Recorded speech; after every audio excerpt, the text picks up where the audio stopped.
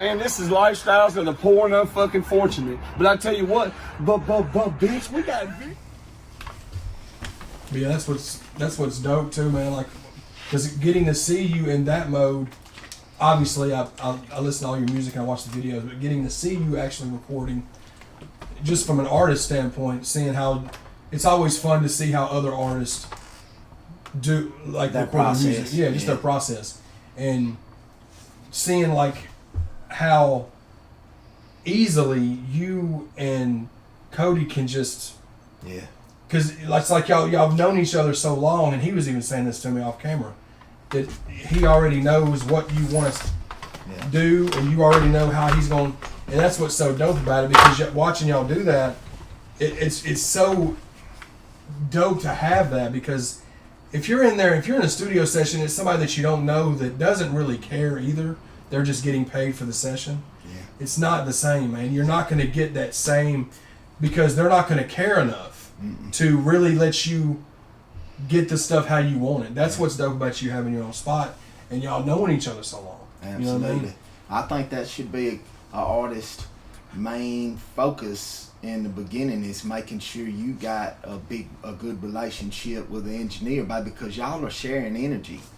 You know? Yeah. And I need somebody that can match mine, you know, and when we get in that mode, baby, I ain't got to tell him what I need to catch or what line. He knows, and he's already backed me up to it and got me right there in front of it. And you know, we usually ain't even got to say, baby. I'll give him a little look, or he'll give me one. Yeah, I was watching it, yep. And then he'll say, all right, right here, and show it to me one time, and then show me the placement, and then right there, okay, boom. And dude, that comes from a long time of looking at an engineer from that vocal booth window, and a long time of him looking at me in there, you know, and we know each other's.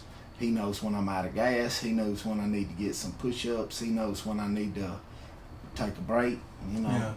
You know, and that's important, baby, because you know, a lot of guys will go in there and just recite the lyrics, but baby, or how are you saying it? Yeah. Like, do you mean that shit you saying, or you just reciting the shit you wrote down? You know, there's a big difference. There's a very big difference. Yeah. And what you were just saying about how you and him click so well, that also factors into what you were saying about the minutes and the seconds and all that, because him already knowing where you're going to be, that's just time you're saving.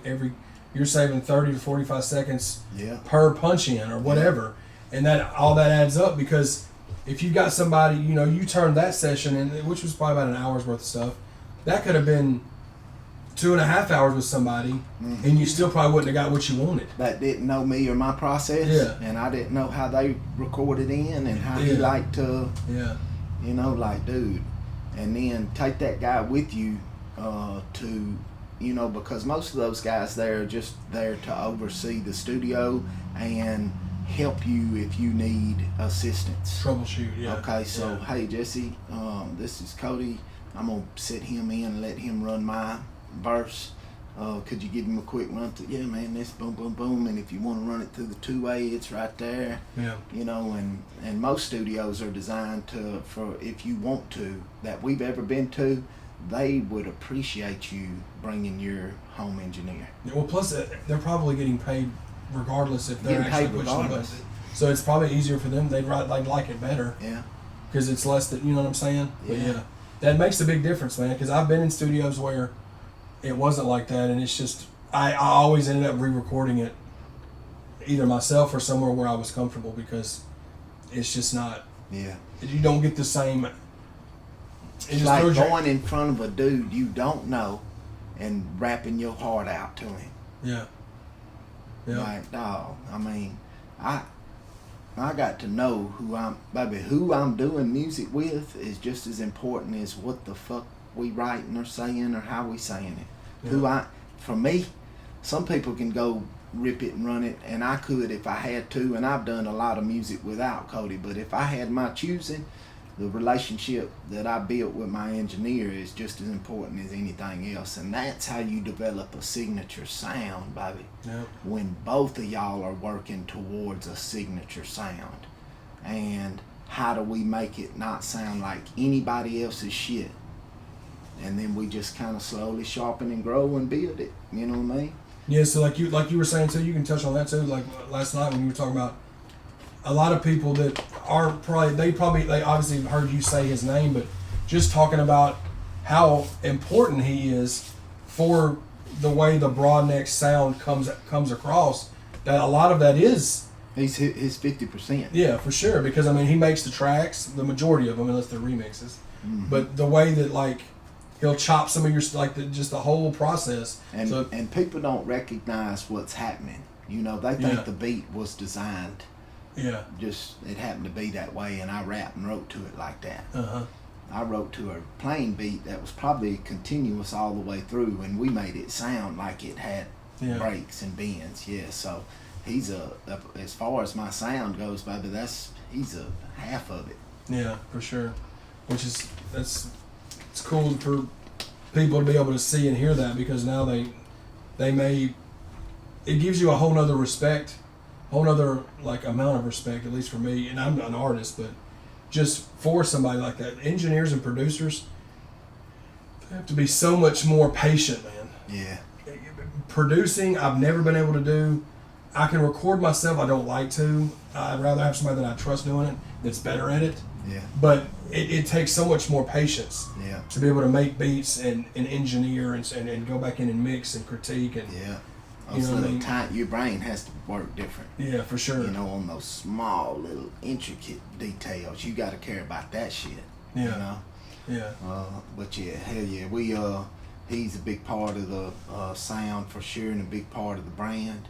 And you know, when we do get going, I'm pretty sure there'll be a lot of people see, because we kind of keeping that exclusive vibe right now, where you know you don't even know if you can get a codeine beat. You know. Yeah. Where would you? You know, and he's not. You know, he's not the type of guy that's gonna always be out on social media and stuff. But when we get to the point where we can start passing that around, and we've got more time and more producers and more people that can kind of chip in on beats, and he can focus on maybe doing some other stuff, y'all gonna see him make a big splash when he hits. No, for sure. Yeah, because it's especially, I mean, all the stuff that I've heard him do that, and like when I was talking to him last night, he was like, he was telling me how he produces the majority of your stuff that's original content. Yeah. And that he's lost count of how many y'all done over the years. Oh yeah. But that's good, man. That's how you know you've been putting in real work with somebody. Mm-hmm. You know what I mean? You just know that whenever you hear that Brodnax sound, that's what you're gonna get. Yeah, you know? we've been crafting that for a long time, Bobby. Yeah. We've been whittling that down for a long time. But that's important to us too, is that we have a sound. Mm-hmm. You know. And you go back and look at all the big artists, Bobby, and they probably got a producer, 40, Drake. Yeah. I could probably think of several if I wanted to, but look at how close they are, and look at the records that they make. Yep. You know, when both people are on the same wavelength and frequency. Yeah. It's a huge difference, Bobby. Yeah, for sure. So when you was growing up, I know you listened to rap, but did you listen to anything else? Or you just talk about it didn't have to be when you was growing up, like music wise. Did you mainly just listen to rap, or do you listen to country and bluegrass or rock? Or? So when I young, I was open to whatever my parents was listening to. But when I got on rap and I got my little Walkman, or I got my shit, or my little player in the room, you know, it was focused on rap and R&B. Yeah. And then as I got older, rap was a huge portion. I knew the hot country songs, I knew the hot rock songs, I knew a little bit of Pantera, a little bit of the old school gold country era, but 99.99% of it, baby, was hip hop. Yeah, for sure. Very small, other end, you know. I can't say the same as most of the guys in the genre, because most of my upbringing was R&B and hip hop, and then, you know, a lot of my peers got a rock influence and country influence, and you know, which I have a little influence from everything, but you know what I'm saying. No, musically, yeah, I see what you mean. Yeah, the majority of it's. And I was just listening when you were in here working. You had a playlist going, and it's not just Southern rap. You was listening to a little bit of everything. I think I heard some like Griselda. Tony Yayo, Griselda, and I heard some like some a little Currency, Yeah. Freddie Gibbs. Yeah. I heard a little bit of everything, which is always dope. Yeah, That's how I am, man. Yeah. I vibe with the independent guys because I know, the process.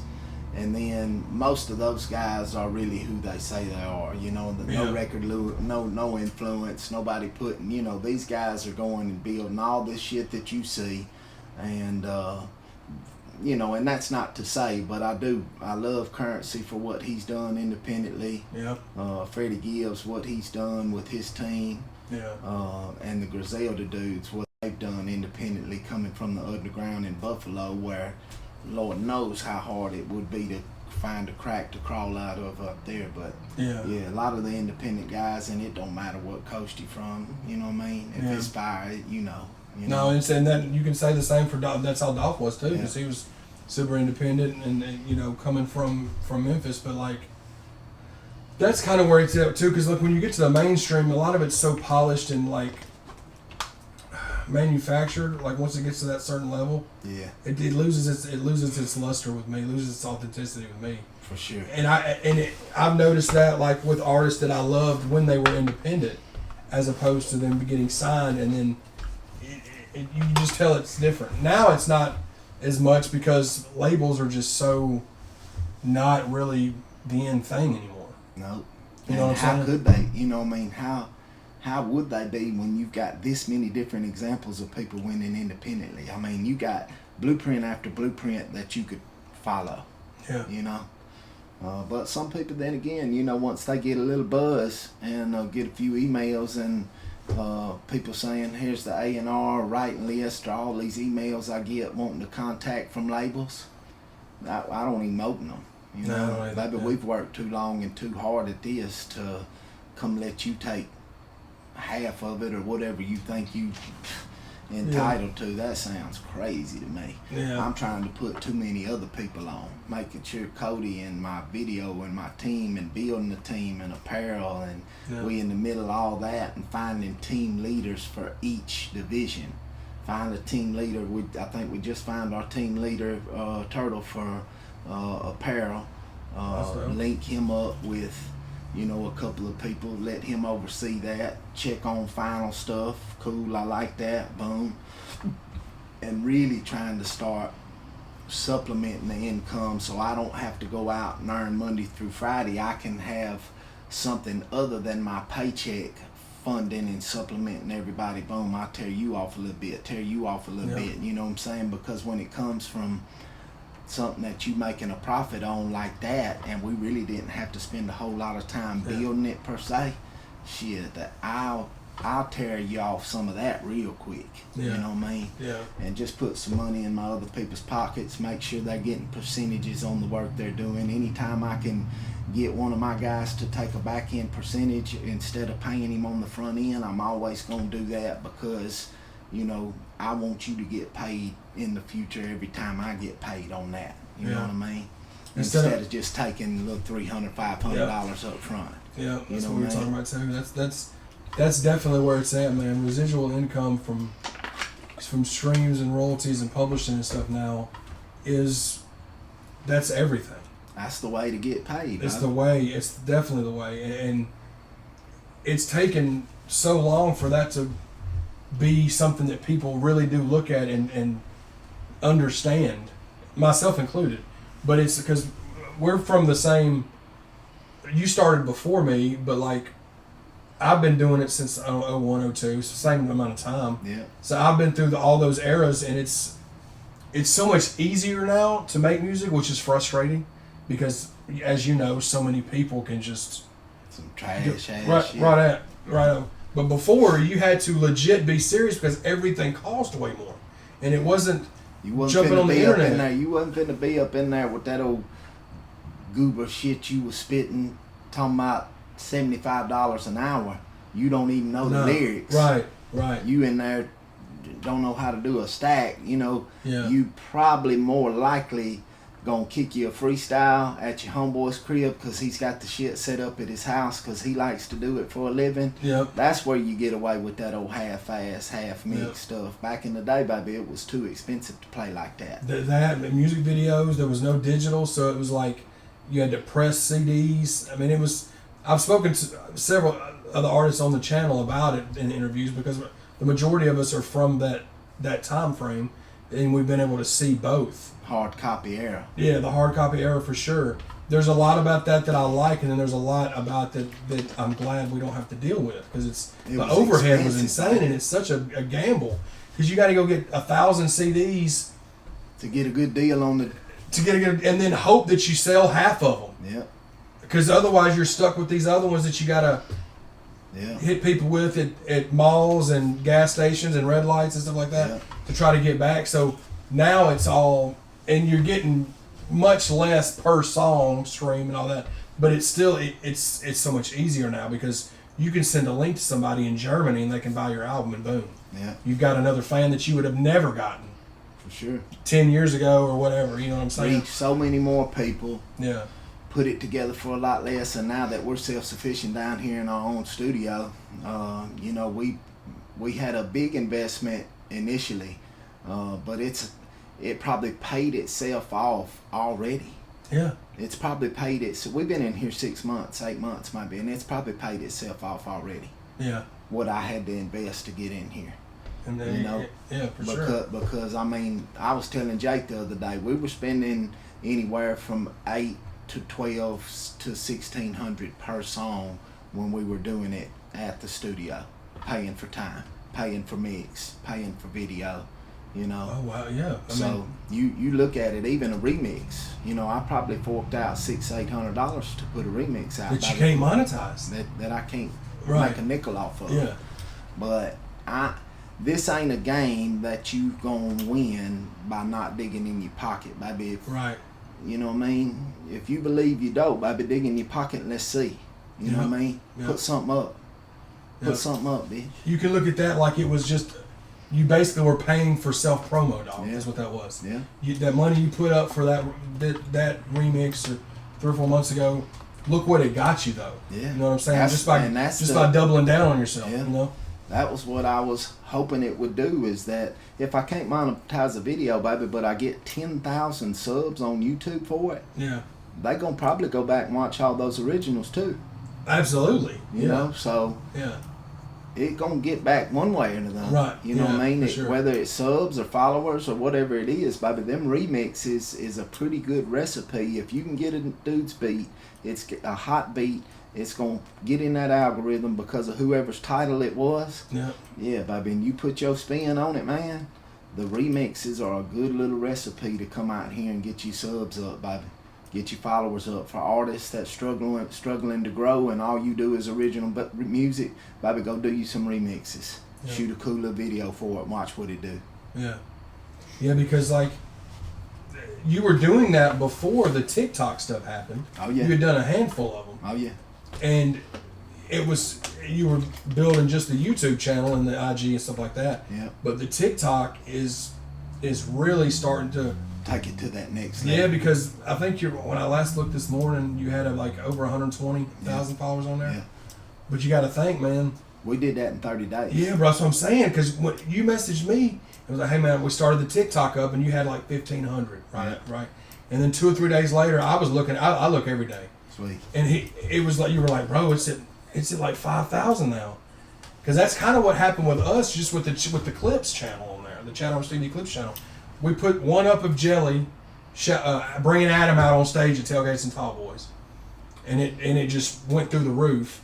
And then all of a sudden we went from 5. I had like I don't know 100 followers, then it went to 2,500 and overnight, because that's the good thing about TikTok. They're not like other places that like won't show you to nobody. Right. They'll throw you in there, and I've noticed too though, once you get a certain thing, then they grab your shirt and they do that. They're doing that to you now. I've noticed. But if you're all dope, on. it's gonna pop. They want me to do paid promotions now. Yeah. They gave me about 3, 4, 5 videos where they let me go crazy. 100% of my Yeah. audience seen it. They let everybody do whatever they wanted to do with it.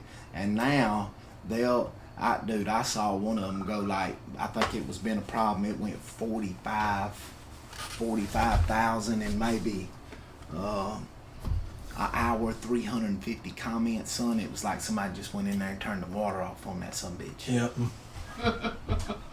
And look, the next time I go open TikTok, there is a little tab saying, you want to reach more people? Yep. Like, okay. I ain't never seen that tab before, dawg. Yeah. And now every time I open my notifications, the top tab is this redeem your coins logo, so you But anyway, I don't look at it. I say, okay, well, at least here I know that I've got a bigger chance bigger than I would on Insta. Because, I feel like, damn, who's getting to see it on Insta? Yeah. You know what I mean? Because I feel like it's really hard to pop on Instagram. It is, man. And like when we sat down with Jelly, or when he was over at D-Ray's that day, him and Sonny Paradise were talking about it. And Jelly was talking about how he has 700,000 followers on IG, but he'll make a post on his actual page and it only get like 12,000 likes. Yeah. Then he found out that it's only showing it to 2 or 3% of his followers. Because he doesn't pay, like... Yeah. So he's like, that's crazy. You've like got these are people to pay to get to see you, for your followers to see. Yes, I can understand if you were trying to reach other people that didn't know who you were, but to pay for them to show your own followers, that's crazy. That's lame. But at least know it for what it is, and know what you're up against, and know that we'll just keep plugging away. And because at the end of the day, it's just giving you more YouTube subscribers, bro. Yeah. And that's all that you really want to get anyways, because ultimately, that's where the bread is. I know you can monetize on the other platforms, but... Probably not like YouTube. No, it's nothing like that, bro. But I always told him about TikTok several months ago, because majority of my catalog on my Apple Music is from TikTok. So I would hear a song that somebody had used and did a video of, and I'm like, oh, I like that song. And then I would go hunting for it until I could find it, and then I'm subscribed. Yeah. I found the person, I'm it's subscribed. It's like a really good place to get turned on to new music. Yeah. For sure. The majority of the stuff that we'll play on the car on the way here was just country artists or rock artists or some rap stuff that I found was just on TikTok. I mean, just people... Same way they found you. Yeah. You know what I mean? They didn't know who you were. A new fresh pickings of a bunch of people that been out there sharpening whatever they've been doing for a long time.